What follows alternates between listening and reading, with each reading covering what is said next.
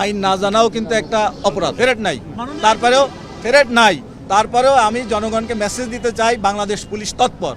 এখানে আইন শৃঙ্খলাও জড়িত, এখানে আপনার মাদক সেবীরা আছে, তারপরে আপনারা ছিনতাইকারী আছে, সব ধরনের লোকই আছে। এই জন্য আমি এবার সারা বাংলাদেশে সকল ইউনিটকে বলে দিয়েছি, শুধু ট্রাফিক নয়, এই ঈদযাত্রা সুষ্ঠু সুন্দর করার জন্য সকল ইউনিটের অফিসাররা এবং ফোর্স এখানে ডিপ্লয় থাকবে, সব সারা বাংলাদেশ সব জায়গাতে। ফেরেট নাই তারপরেও আমি জনগণকে মেসেজ দিতে চাই, বাংলাদেশ পুলিশ তৎপর।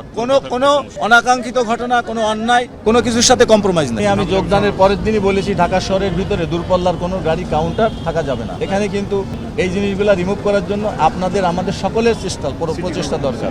সিটি কর্পোরেশন না, আইজিপি একা আমি লিডিং নিতে পারি, কিন্তু আপনাদের সকলের সিটি কর্পোরেশন আছে, আপনার বাসের মালিকরা আছে, কাউন্টাররা যারা অনেকে আছে, তার নিজের এলাকার প্রভাব খাটিয়ে হ্যাঁ আমার বাড়িতে আমি কাউন্টার বানাবো, কি করবেন আপনি? এই জিনিস সবাই আইনের আওতায় আসবে। আইনের মাধ্যমে এগুলো আমরা আস্তে আস্তে একটা সিস্টেমে নিয়ে আসবো। দেখেন আপনি যেটা বললেন, এই ঢাকা শহরের সব যাত্রী যদি গাবতলী থেকে যাওয়া শুরু করতো, তাহলে তো এখানে আপনি ঢুকতে পারতেন না, আমি আসতে পারতাম। তাহলে এটাতে কনসেন্ট আপনি এটা করে ডিসেন্ট্রালাইজ করে দিতে হবে। একমুখী মানে এক সেন্ট্রালাইজ হলে ওখানে কিন্তু প্রবলেমটা বেশি হয়।